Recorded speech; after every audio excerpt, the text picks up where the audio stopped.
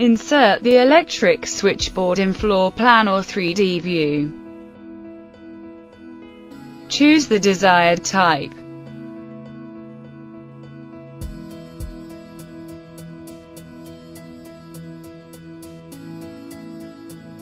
Connect the switchboard object to the mouse cursor.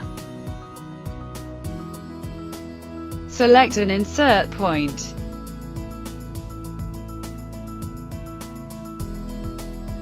Rotate it.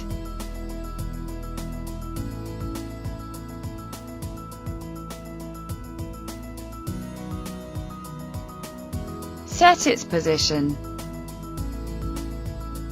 Define the alignment.